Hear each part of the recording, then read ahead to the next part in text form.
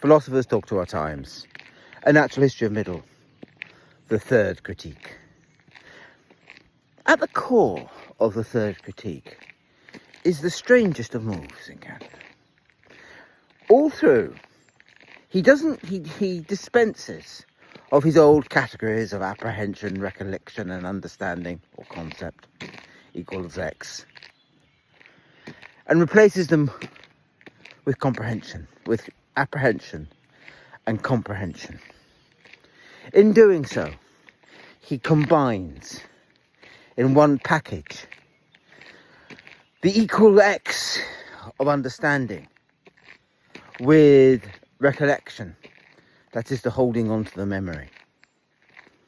Now, he does it so naturally that when you look at it, you go, oh yeah, that makes more sense than the first critique. It's fine. But is it?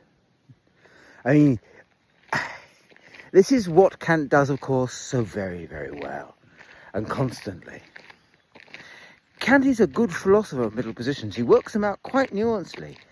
But then he likes to pretend that two positions that are quite different are one and the same, that there really isn't that much difference between them. You saw it in the I think. You saw it in, the entire geography, the entire way practical reason works.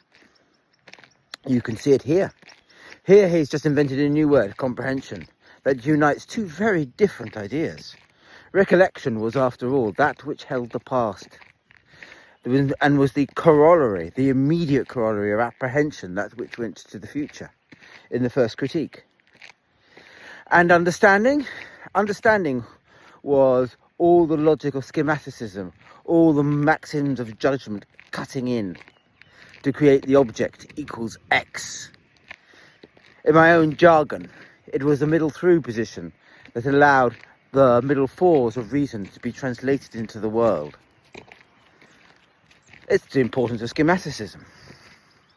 But Kant, of course, needs this comprehensive argument. He needs to have this comprehensive argument. He sets it up to break it. He breaks it so that his entire critique in the third critique can get going. He can't break understanding. That's not allowed within the Kantian system. The equals X cannot be broken. And so he knows he can only break recollection. This is in the analysis of the sublime. I should have said that clearer. He knows he can only break recollection. That would be the only thing that would be reasonable. And yet, as he set it up in the first critique, he couldn't break it. It's unbreakable. It's unbreakable as the past, as time is unbreakable. He doesn't really want to break it as he set it out in the first critique, although he knows that he ought to. And so you have this impossible position where he moves it to a different word, comprehension, and hopes that doesn't really matter. Again, in terms of my jargon, it's fairly incomprehensible because he is confused absolutely in that word comprehension. Comprehension is a word in another incarnation I adore. I think it's a great word. I think it captures very well the notion of common notions, actually. They're to comprehend, to be caught within, to understand, and to be understood by. But that's a totally different issue. Kant's use of it is incomprehensible, and yet, because what it is doing is deliberately confusing the middle in and the middle through, in my own jargon. It's doing it so that he can break. Really, he's going to break the middle through and save the middle in, kind of, so that his entire analysis can get going. I'm going to ignore that fact from now on because I actually do really rather like the third critique. But it is worth pointing out, of all the Kant attempts within Kant to define middle positions and then ignore their own definition, or not do what all philosophers had done before him, which is to work out terribly nuanced ways that the middle positions translate one to the other. Kant actually doesn't do that. It's his great flaw as a thinker. He just simply says there's something called transcendental imagination. And the best account you get for it is actually in the Critique of Pure Reason. Because we're all meant to go, oh yeah, that's fine. I understand exactly what transcendental imagination is and how it's different from normal imagination. And if you bang your head against the brick wall long enough, you can indeed understand transcendental imagination. Sort of. Why not? Anyway, I'm off topic. Let's get back on to the critiques. So the critiques, as I understand them, the critique of beauty, and I'm only going to do the first set, so I don't do the theological. I think for my sins, I've actually never read the second half of the Critic of Judgment, which is on theology. It's not half, I guess it's about a quarter. I gave up with the sublime. Lost the will to live. Which, looking on it this 20 years later, feels very remiss of me. Anyway, never mind. I think I was rather young when I read it the first time. Critic of Beauty. To remind you, the Critic of Beauty is set up because a beautiful object, one that we demand everybody else think of as beautiful, that we all understand to be beautiful, is something that cannot be directly comprehended, cannot directly be held within the understanding. It can never be fully comprehended. It has that elusive quality.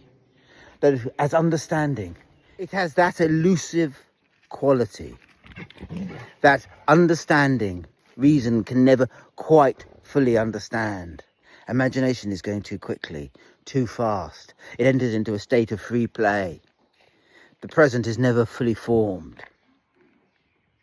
In terms of the first critique, it is as if you can never fully make a concept here. You can never hold it down to one present and erect a simple system of middle four positions. It's always moving on, always doing something different, always otherwise. So what in fact it does is it liberates the middle through another, which is usually held down within the Kantian system in relation to the middle four, that is giving it its schematic principles, and the middle in, the world of space and time, which it is churning around in, pulling things out, always being through, always translating ideas to the concepts in through the transcendental imagination into things that can be found in the middle, always taking things that can be found in the middle and putting them back into concepts. That's why it's such a wonderful middle through. It's middle through another. Imagination understands what it is through understanding what it is. You get the point. It's a slightly muddle-headed middle through, if I must say. It's doing a lot of work. Heidegger is right. The key to Kant must lie in schematicism, which Heidegger is also right. Kant doesn't really outline terribly well, but it is the secret core to the Critique of Pure Reason, because without it, the entire argument, well, it doesn't founder. There's some logical points that are still true, but the psychological aspect, the mechanics of it founder, because it is all a middle through position. How you understand what the world is through transcendental imagination that is capable of normally painting a picture of concepts and from one direction, but also from the other direction, taking the real world and translating it into that which concepts understand. And in the middle through position, it is never reaches that point that concepts understand. The middle through understands itself then from the perspective of space and time, from the perspective of beauty, in a world of constant changing. The actual bridge of the through is never met. And so it understands itself purely in what it is. An endless free play, being through this, through that. I think I've got, oh no, I haven't.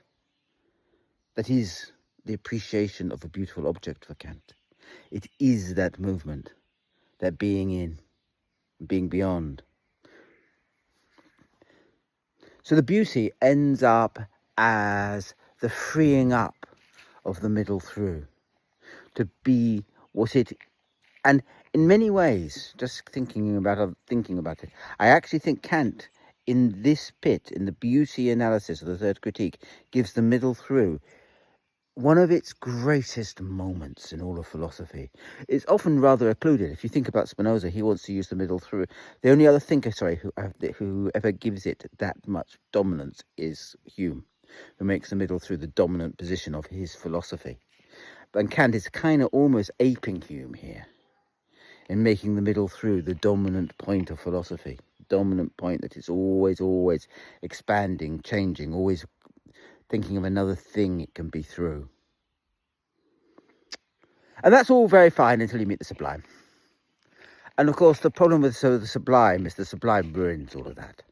Because the sublime, taking its cue from reason, wants to create a middle through position that can never be directly reconciled by space and time, and never can be directly reconciled. That it wants to do that is no surprise within Kant. Middle fours within Kant. The entire point about God is that it doesn't necessarily exist. The entire point about concept of reason is that it doesn't formally exist within the actual world unless it is translated into a concept, and then it can be worked through. So reason is forever forming ideas that you actually cannot express in the world as actually existing. Fine. And so what it breaks, of course, is the middle through position. It breaks it because famously, so what Kant famously says is that comprehension cannot hold on to everything that it has been when it is understanding something like the mathematical sublime or understanding the nature of the power of the universe. It loses sight of what it was in its desperate attempt to understand what will be. And here you can see that argument about comprehension doing all the work, actually. Because it is comprehension in that it combines the idea of the past, the recollection, with a demand for understanding that is free to break. Understanding doesn't break. Can never have that. What can break is the memory, because you can't remember the beginning, can't all be held together in the brain, and so the entire thing collapses. But it works. You read it and go, yeah, it's fine. But then you think about it and it can't really work, or it can't quite be working as Kant would have it working. Because recollection can't break. Recollection, as is outlined in the first critique, really can't break. It's just the past. If it was going to break just because I saw a very large object, it would break just because the day passed, because I couldn't understand the day in terms of moments. Nothing extra has happened. The extra hasn't happened there at all. The extra has happened, of course, somewhere else, because Kant hasn't nuanced properly the position. It happens in the middle through. The middle through is being demanded to be a direct representation, as it actually is, of the middle for another. They're always being caught up within the middle four, so that nothing is ever quite existing. Nothing is ever actually there. It is that beauty that is beyond comprehension, which is the middle four position. And the middle through simply cannot translate that. It cannot do the bridge. It cannot translate it into an object that can be perceived, and therefore comprehension breaks. Therefore, if you like, the position for reason to be in the middle through of the world is literally to break the normal conceptions that allow that world to be possible. That is how it is in the middle of that is how, if you like, it uses the through to express its own reality in that rupture, in that break, in that inability to be ever fully comprehended. And so, in a sense, it is fully comprehended because it breaks perception.